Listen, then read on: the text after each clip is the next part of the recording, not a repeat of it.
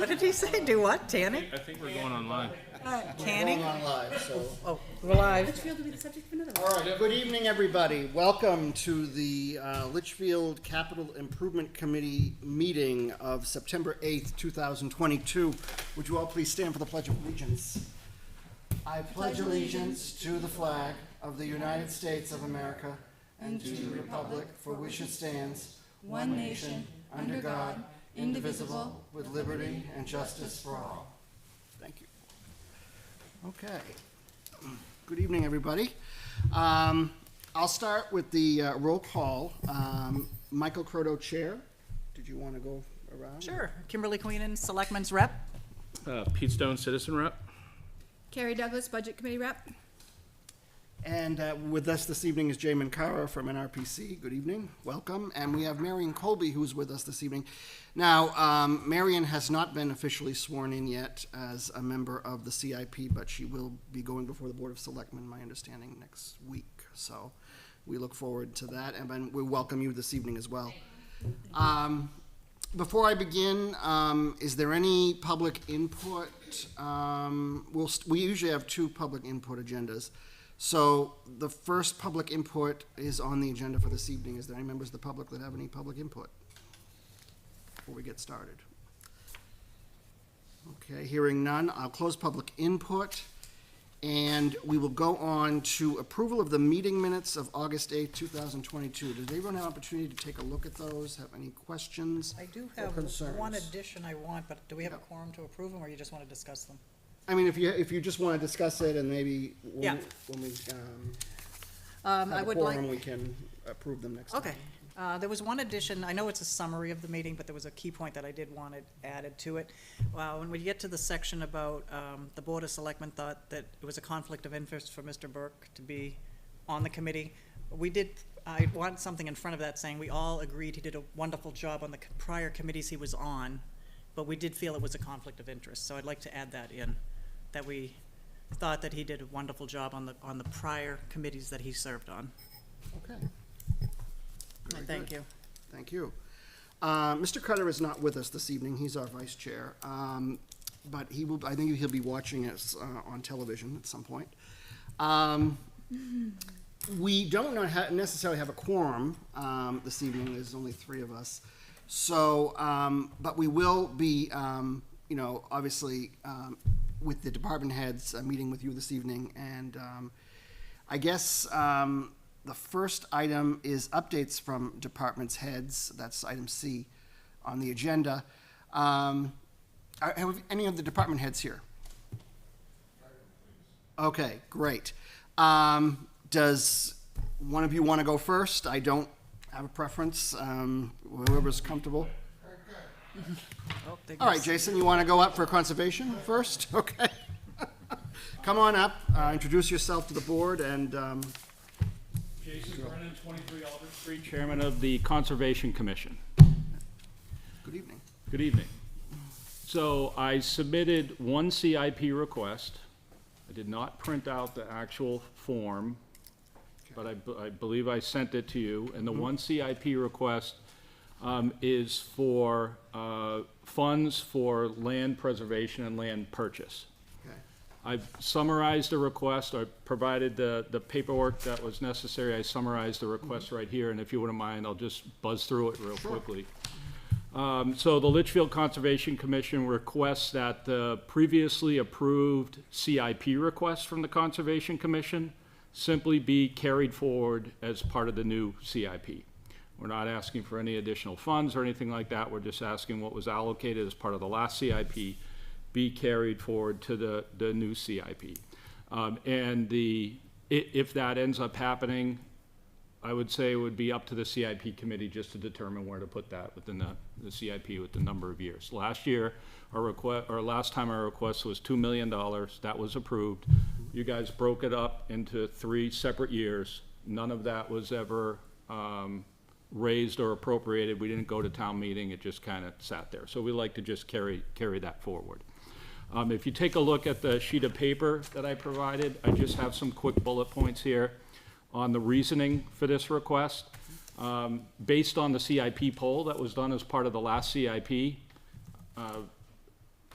providing funding for conservation land ended up being very high on the list from the citizens, if you remember correctly. There was like the school, the fire truck, and conserving property, I think were up in the top three.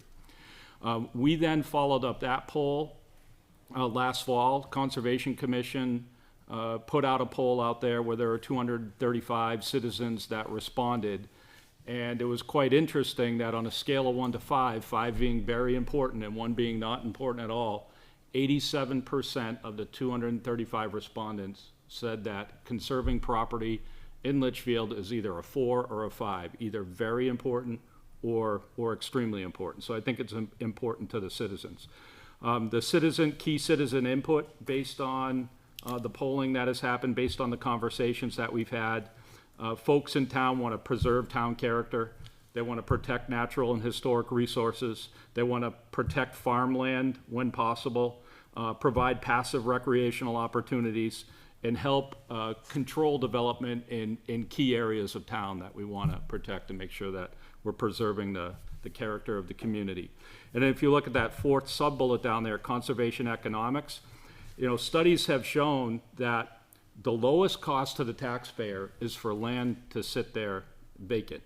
You take a piece of property out in front of the river access that's 13 acres. If they put 10 houses on that, there might be 20 kids. At $20,000 a kid, that's $400,000 going out to the schools, plus another $50,000 in municipal services. So $450,000 could be going out, but they might only be getting $10,000 for each one of those pieces of property. So only $100,000 is coming in. I mean, obviously that's like the worst case scenario, but it's one of the scenarios that's out there because homes that are being built in town are usually now 4-bedroom colonial homes that bring in kids and so on. But that's what we want to take a look at. And then I think what's most important is the last bullet here.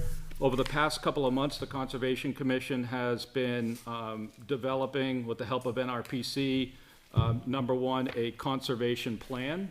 And then also the Conservation Commission developed a land preservation strategy. So this is kind of important for us.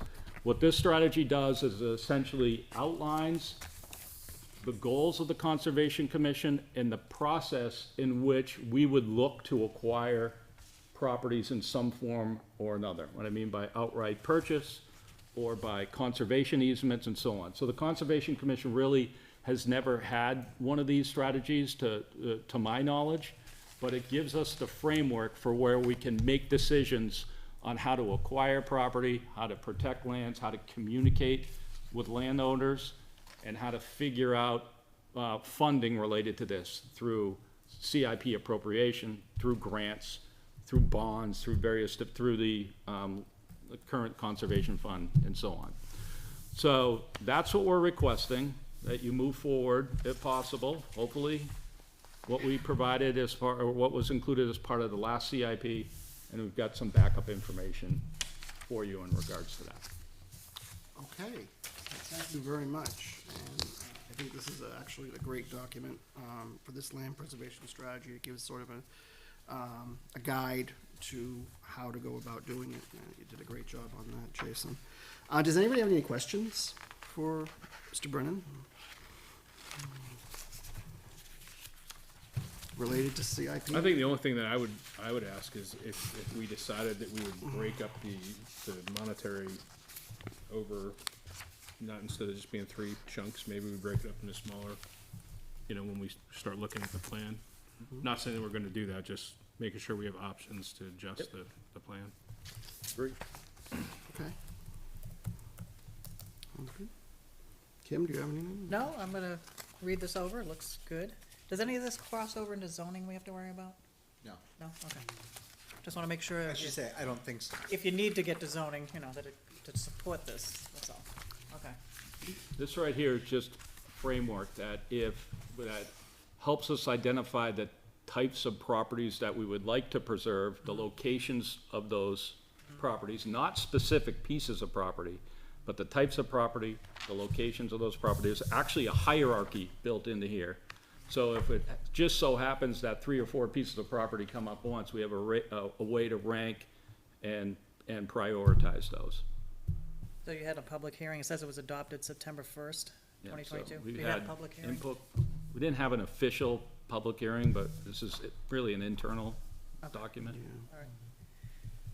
Oh, I like the idea, I just need to just read it, that's all. Yep. All right. Thank Well, you. Thank you very much, Jason. Thank you. Great job. All right. Who's up? Documentation.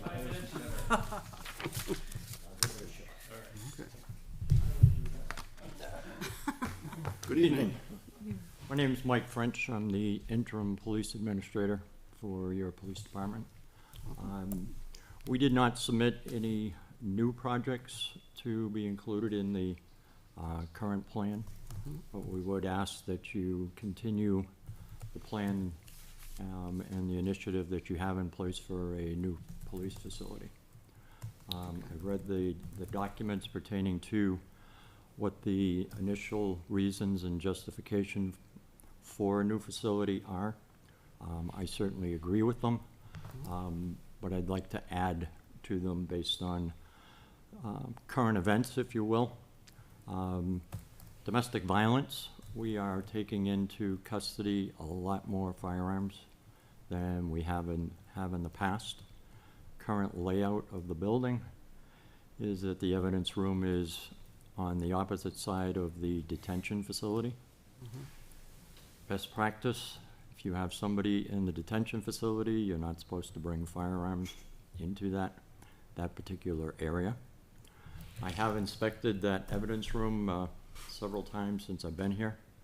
It is chock full, not just firearms, but a number of other pieces of property. In addition to domestic violence rising, we are seeing an increase in assaults that involve bodily fluids, and the proper storage of those bodily fluids and the ability to use DNA requires separate refrigeration, freezers, those types of accounting things. We currently don't have adequate facility to do that, and if we were to put something temporary, it would be in a hallway, and certainly that's not best practice either.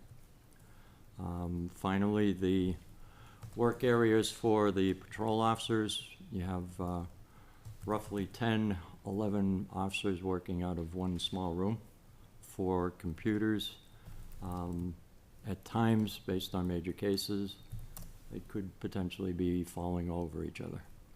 So I would ask that you continue the current plan for a new facility, which is if I looked at it correctly, involves engineering in 2024, and then potentially break ground in 2025.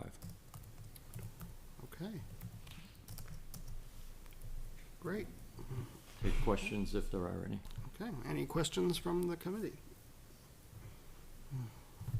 I believe when we did the fire department, we started with a programmatic review. Was that, like, I thought we spent like $5,000 or something to have like a programmatic review of your previous drawings and whatnot. No? There was a review that was in advance, like, this is why we need what we need. Before we get to the, let's design a new building, like, have we spoken to somebody, say, these are our options, this is what we're looking at? Yes. So there have been studies done in the past to come up with the requirements, Mm-hmm. especially around the what comes into the facility. Right. Well, I know a lot of them. I just want to make sure we. And there was a plan from the whole complex that we were Right, reviewing but last but time. we would need to update those, right? Because the standards have changed, our needs have changed. So there was a set of plans that were, a set of rough plans put together about last year. Okay, 2020. so we've started that process. So we've already, the conceptual designs are already there. Okay. And I think they align to a lot of the shortcomings with this building. Mhm. And potentially, Mr. French may have found some other ones we've got to consider. Okay, The footprint is kind of fixed and based on what we did already with the fire station. right. It just now decides we go up or we have. So the reality is the next step is the architect engineer We is have to not. finalize those architecture plans, yes. Okay. Just want to make sure we didn't skip a step. So, I perfect. agree with that. And in terms of technology, I guess you would be able to speak to this too, John. I mean, anything in terms of upgrading the systems for police, you know, in terms of communications and things of that nature. I mean, I'll allow Mr. French to speak first, but I can certainly. Well, certainly, you know, You mean as it relates to the new facility? as it or relates to the new facility and, you know, to the, yeah, in terms of the new complex and anything like that. The proposed. security system and camera system and all of that would be part of any state-of-the-art facility. The communications area, in my opinion, if you're gonna maintain the dispatching, should certainly be expanded. That's it's kind of a closet at the moment, but it should be expanded because there are gonna be a number of different monitors that will need to be installed there to take care of the new systems. John has been researching a new software, records management, computer-aided dispatch program that necessitates some additional monitors as well. So the dispatch area would be another area to be expanded based on new and upgraded technology. Any, and I don't know if this, you can answer this, but, like, any possibility of getting any sort of like grants or anything like that for funding, as a funding mechanism for some of these items and, Many years ago, there was grants available for some portions of the structure. I'm not familiar with any now, but Homeland Security might be an area to look at if you're able to incorporate components of emergency management and the operations center into the overall plan. But specifically for law enforcement facilities, I'm not aware of any grants right off the top of my head. Has the number been updated at all? I mean, we all know construction costs have increased quite a bit lately, so when they pull together their matrix, do we have an updated number that should be carried for a facility? I don't need an answer to, like, I'm just, because the chart has numbers, so Right. we wanna make sure It that we was reflect. pre-COVID too. Yeah, so we wanna make sure that whatever is carried and projected, we don't wanna find out that 5 million is automatically 12 million, and then that changes the dynamic. It wasn't 5 million anyway, but Roundish numbers, wishful thinking. just to kind of build off of the question too, as Mr. French said, in the design of the new building, the dispatch center is set up for us to maintain dispatch and potentially even assume fire dispatching or something else. It's obviously, it's the decision on the administration what they do. But it's stated being monitored, be able to accommodate the multiple monitors we have to have. We have to make some investment in technology. There's a closet behind it's actually locked and secured versus we don't have today to separate that noisy gear from the dispatch center. I think from a kit perspective, technology-wise, it's been laid out the right way. It's properly set for all the modernization we have going on today and in the future. But cost is gonna be an issue, as in the IT budget, if you listen to the budget committee, well, you see it next week or the couple weeks. In the IT space alone, we're seeing increases of 20 and 25%. Well, that's understandable, So- since you can't get the stuff except for. That's true. So, bottom line is, whatever the administration decides, when Mr. French's input comes and whatever happens down the road, there will have to be some tweaks and adjustments, and that will drive costs. And you're right, the numbers were built. So maybe you make a big window, instead of like 7 to 8 million, it's 7 to 15. I mean, you know, like, just give yourself a window, but at least you have a ballpark. Or we break it up into smaller bits. Whatever You makes know, the sense. facility itself and then any additional componentry that could come in after, can we break it off and get a price so that we can, Base building, then fit out kind of thing. and then we can either group it or spread it out along the plan. Yeah, the unfortunate part is construction, specifically during construction. Well, I mean, that's wiring. That's not machines, monitors and other things, And you right? could put I mean, the wiring's, chases well, and- I would say wiring's cheap, but it's probably not anymore because copper's insane, but I mean, comparatively to, you know, several servers and battery backups and monitors and other electronic devices, we'll call it relatively inexpensive compared to those. right. Well, you throw in the conduit, you don't have to fill it right away. Well, if they run wire troughs or other things, then at least they can get to it. But yeah, if they're going down walls and other stuff, they're gonna have to pre-wire. Okay. Well, thank you very much, Mr. Thank French, you. for coming in. Appreciate your input. Thank you.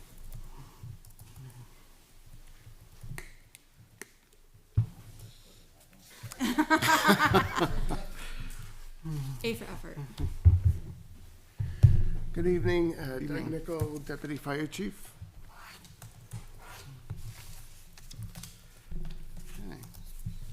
Okay.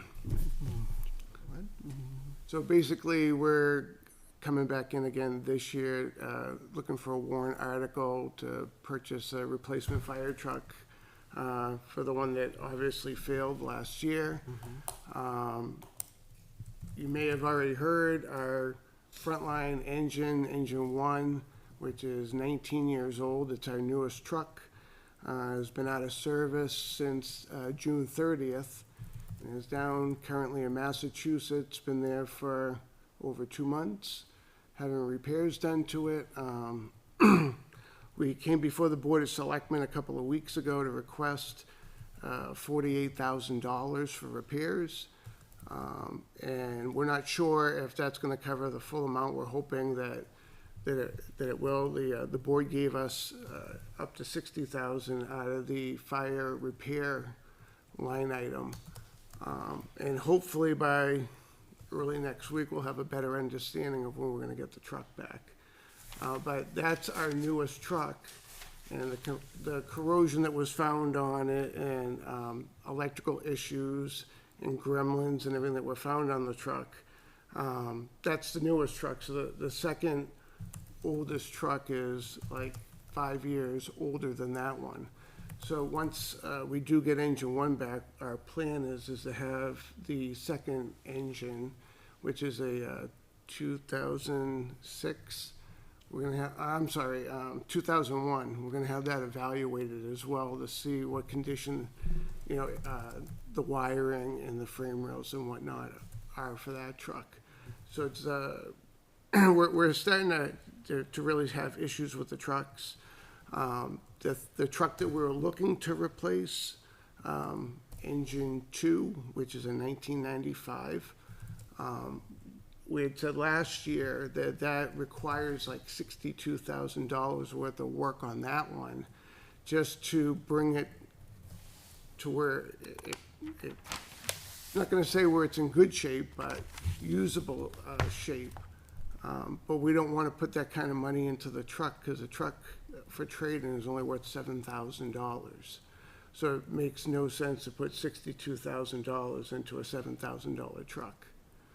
I have talked to the manufacturer that we were looking to buy the truck from. So the truck from last year, when we asked at town meeting originally, was, when we first came looking to purchase a truck, was $680,000.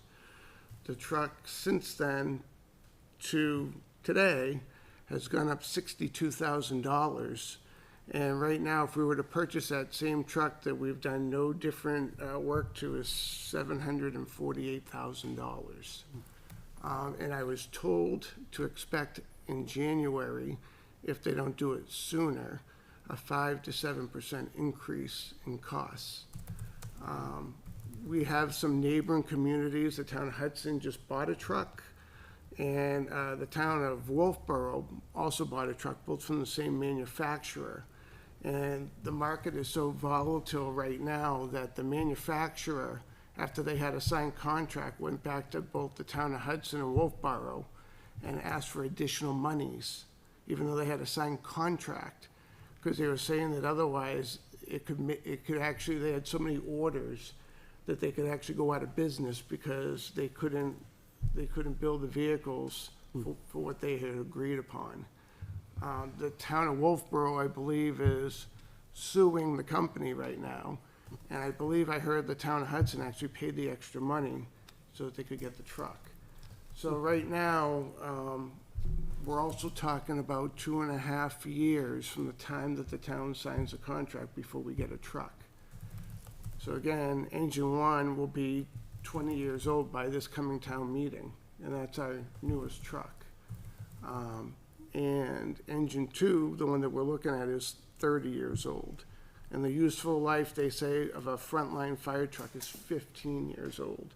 So we're already past the 8 ball, and we're gonna start seeing more and more issues with our trucks, because the salts that are on the road, the brine that they're using, and just, it's a 20 and 30-year-old truck. Okay, thank you. Anybody have any questions? Oh, I will throw out too, by the way, that we were asked before about used fire trucks. We have been actively looking since March at used fire trucks. Unfortunately, because it's, every fire department's in the same boat where it's taken 2.5 years to build a vehicle, any used fire truck that's worth anything at all is being scoffed right up.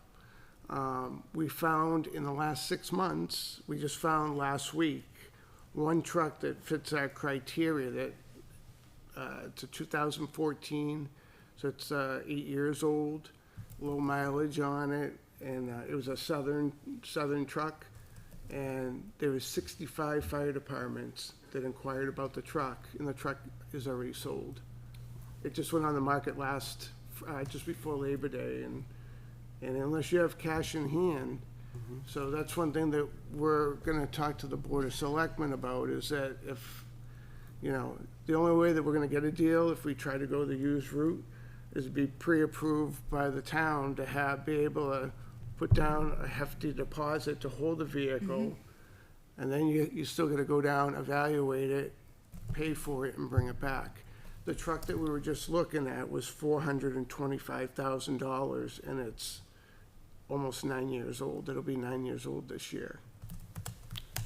So that's the thing, is I know that it's sticker shock with what we're asking for a truck, but do you wanna buy a 8 or 9 year old truck for what you used to be able to buy 2 brand new trucks for? But you'd get it sooner. Well, that would be the only good thing, is we would get it sooner. So question, as was posed to the police department, have you pursued grants and stuff to help offset some of this cost? So right now, there really aren't any grants. There is one firefighter assistance grant. The trouble is, some of the grants that are out there, you do need to have somebody that's a grant writer. Actually, there's a class coming up in October, and Paul Kelly, the other full-time firefighter, will be going to that class to learn how to do grant writing, to see if we can't try and Sounds like a great investment. Yep. Yep. So that's what we're trying to do, but unfortunately, a lot of the grants that you can get, they give to, I'll say, poorer communities than Litchfield. So I don't know, but most of those grants, whether we even qualify, but we are looking into it. Okay.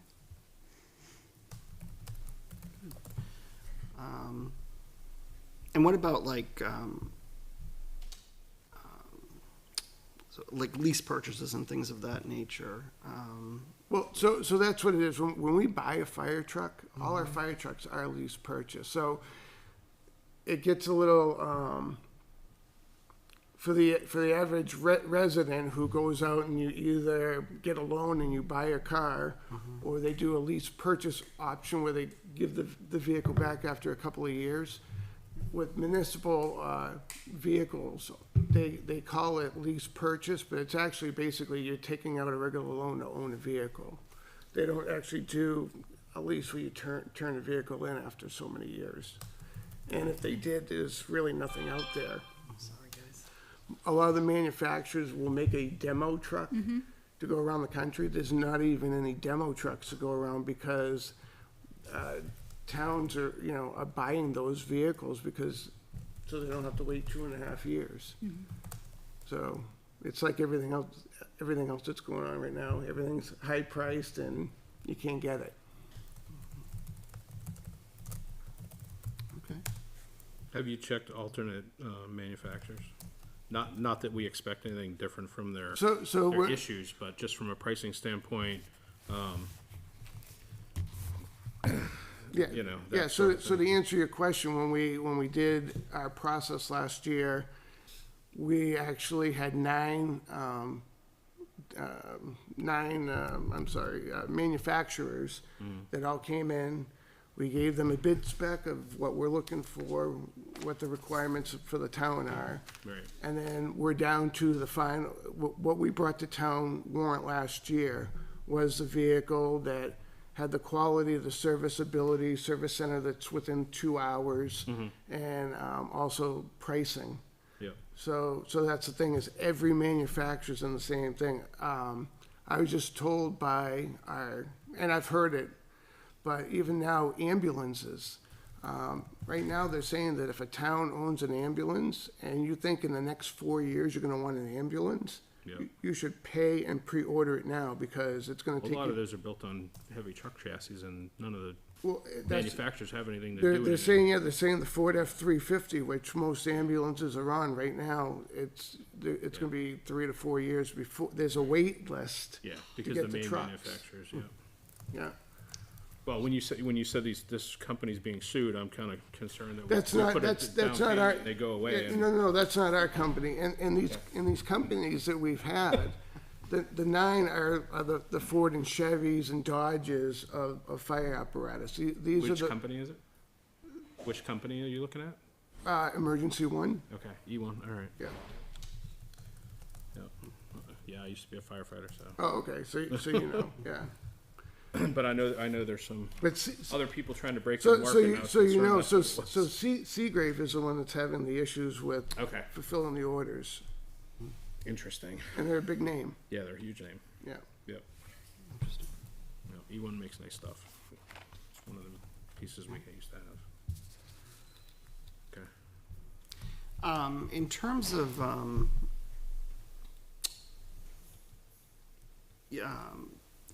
getting support from, I mean, you must have agreements with other towns like Hudson and, who come to help if you have an issue with a. Mutual aid. Yeah, we have mutual aid agreements, yes. Okay. So that's the thing, right now, we're down a truck. So right now, what would happen is if we were to have a building fire right now, we would automatically, the first town that's on our mutual aid would automatically be coming to fill in for the truck that we're missing.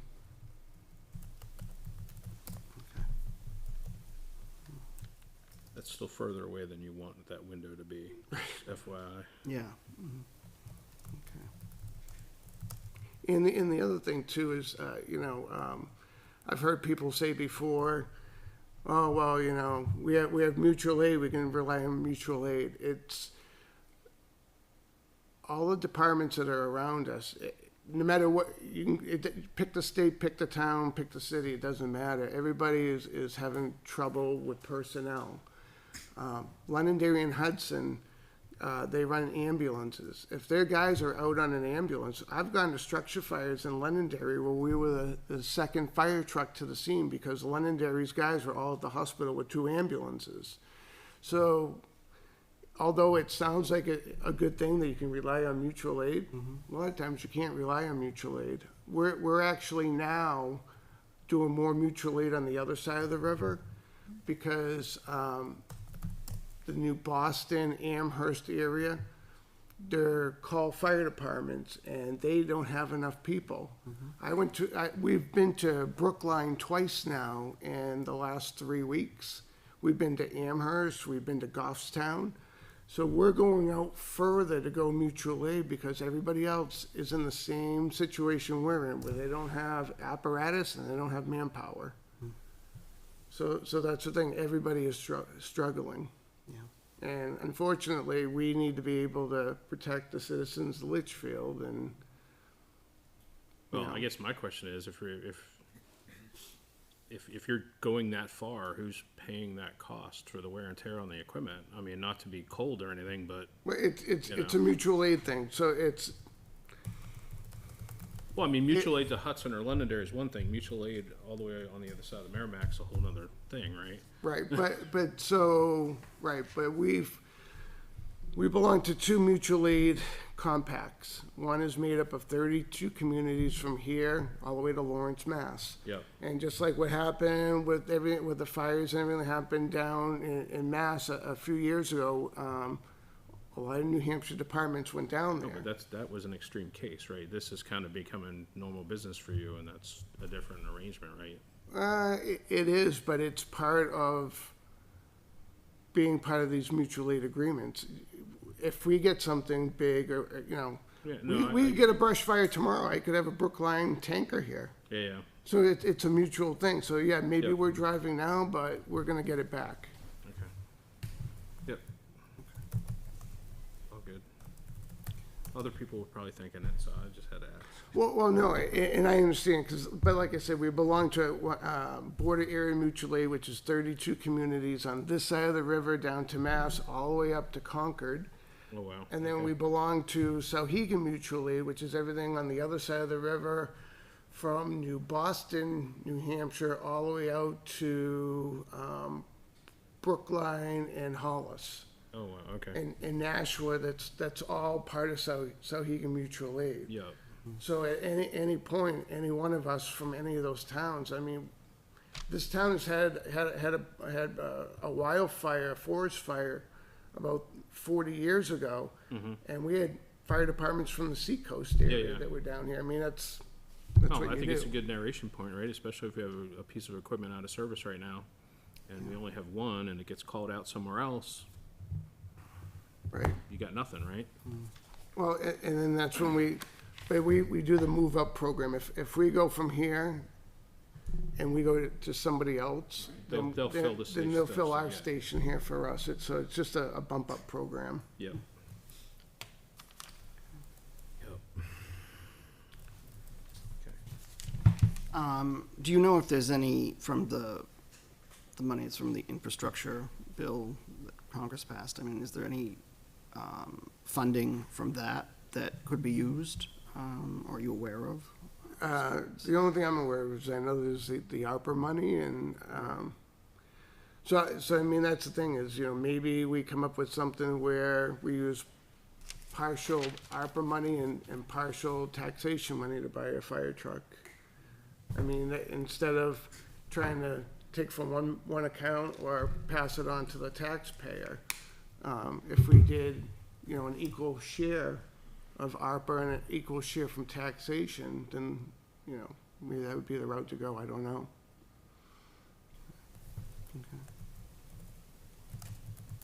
From a budget committee stance, though, it seems like we really need to push the funding of I've been after it for years, the prepaying ourselves for the fire truck, so that should we go the used, you'd have the cash on hand. Right. So we know how much, in theory, it costs. You amortize it over the lifespan. We should be socking that away. So most fire departments and most towns, Litchfield doesn't do it, but that's how Hudson, Londonderry, Manchester, that's how they all do it, is they actually, Merrimack, they put $150,000 a year that they vote on, and they put into an apparatus account. And then once they get up, once you know you get up to the expended amount, the amount that you need, you still have to come to the taxpayer and say, okay, or to the Board of Selectmen, we have $800,000 in our capital reserve account for apparatus. We'd like to use $500,000 of it to buy a fire truck. Yep. I've always been a proponent of earning interest rather than paying interest, so, especially in today's day and age, so. Long-term plan, I know you need a truck sooner, you know, Right. but I know, the but it's long-term it's- plan, well, we or- stop being behind the eight ball. So I guess what Carrie is saying, maybe you need to put another line item on your request for the CIP and get both of them put in. Honestly, like, how much is it, if it's 50 grand a year, 100 grand a year, what is a reasonable amount? I don't know what it If is, we're gonna pay it anyway through a lease, let's pay ourselves, for heaven's sakes, pay ourselves. Yes, I mean, I would agree. I think that this year we would need to go to replace the truck, however funding mechanism we use, but then looking There needs to be a long term. forward, because you have two other trucks that are very close behind. And that's the thing, is right now, we're doing okay, other than these, than what just happened to engine one. But we could have a catastrophic failure tomorrow, and then we could have to make an emergency purchase. Right. But it does no good to make an emergency purchase if there's no fire trucks out there that you can get.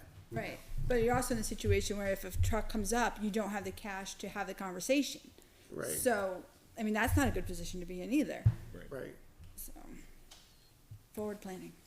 Yeah, I agree. It's probably something definitely to look Well, like I said, we're planning on, the chief and I, the chief couldn't be here tonight, but we are planning to speak with the board about trying to do something like that, get pre-authorized, so that if something does come along, it's like right now, it's like people buying a house. You see it advertising, if you don't jump right on it, it's gone. And it's the same thing with a fire truck. I mean, we called and asked about this other truck, and basically, just to hold it so we can go look at it, we would have had to give them $41,000 just to hold it, and it was non-refundable. And So this basic- is the one down in the south that was Yeah, 8 so, years so this truck is actually down in Missouri. old. Okay. So now you're talking about, you gotta pay 2 to 3 people to fly down. And it was gonna be $1,200 a person to fly down, get a hotel room, get food, look at the vehicle, evaluate it, make sure it's what we need, and then if you buy it, now you gotta get back here. Whether you have those 2 people with a credit card to buy diesel fuel to drive it back, or you hire a company to flatbed it back. But either way, you're talking a good chunk of change to make that all happen. My question is, 8-year-old fire engine, what's wrong with it, that they're getting rid of it? Well, so we did ask the backstory on that truck, and it actually wasn't bad. It came from South Carolina, so there's no rust or anything on it. The department that was down, they had a tanker, and they had all hydranted areas of town, so they never used the truck. So they traded the truck in to buy a ladder truck. Oh, gotcha, okay. So they were just changing out, what they had. So there was nothing wrong with the truck. And it had low miles because it never went anywhere. Right. But that's one of those, I mean, that's a once in a lifetime thing. The chances of in the next 6 months finding another deal like that is probably pretty slim. Because you got 64 other departments that are already wise to that game now. So. That, and we don't have the cash. We don't have the cash on hand for you guys right Right. now. So even if you found the deal of the century, we can't do anything about it, really. Yeah, but the fire engine was on the warrant this March, right? Yeah. Past March. Right? Yeah. So we are, trying every avenue that we can to try and, find something. But again, unless we have authorization to spend money or to have, be authorized to use some ARPA money to buy a used truck or whatever, we can't do anything.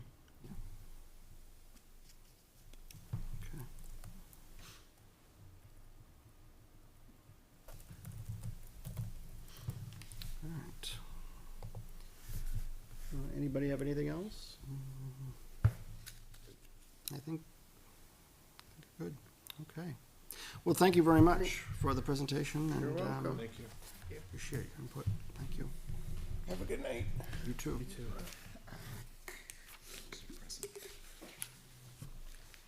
I'm too impatient to wait 2.5 years. I want an answer now. Let's see, item D, NRPC update. Jay, Not a lot to update. We, though you may have seen that Karen White put out the request for all the departments to get their Yes. requests in. So that's really great. They've started to roll in. So that's really helpful because talk is good, but we need to see actually what people are asking and Right. Yep. fill out the whole form. So those are coming. yeah, exactly.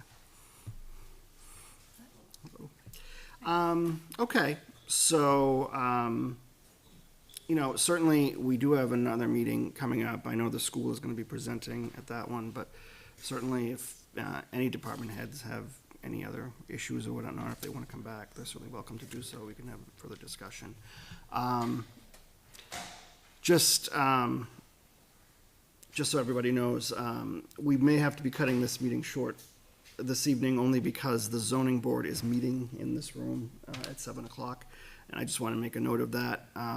I did not realize that until I was notified of that. So, and It's a good thing that's they were why active. Attorney Hollis is here, I suspect. So we will be, Thought I was in the wrong meeting. you just, yeah. Got of nothing course. better Be to in the do. planning board meeting?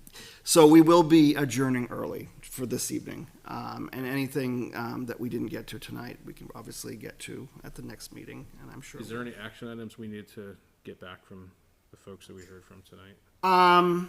Well, I mean, if, for tonight, I think, Just to get them on the track for whatever final numbers they need that we can put on the right, plan. so what I can do is send a email out to Karen and just let her know that we met with the police department, we met with the fire department, with conservation, and if they need to update anything or, the suggestions we made or stuff for their proposals, then they can have them ready for the next time. It sounds like, if they haven't already, definitely updating those numbers for the Yeah. police department. Right, Yeah, exactly. So, well, and I guess the fire engine costs have changed. Hmm. I'm sure all the costs for everything have changed. right, and I know recreation was supposed to come this evening, but I don't think they could make it, so they may be Except for coming to next conservation, they're the same. We can have a debate on that, I guess. Well, no, I mean, it's the same value from last time. Okay. All right, public input. Is there any public input in regards to item D? And seeing. Oh, okay, well, then I guess that, well, then we don't have to worry about adjourning if we have to. Okay, very good. I didn't know. Any public comment? I don't see anybody in the audience, so I'm gonna close public comment. Is there anything else that anybody would like to bring up? I just have a general question. Yeah. It's my first time on this committee. Sure. At the next Board of Selectmen meeting on Monday, the 12th, we're gonna start going over our budgets. Mhm. Now, whatever, what's coming so far.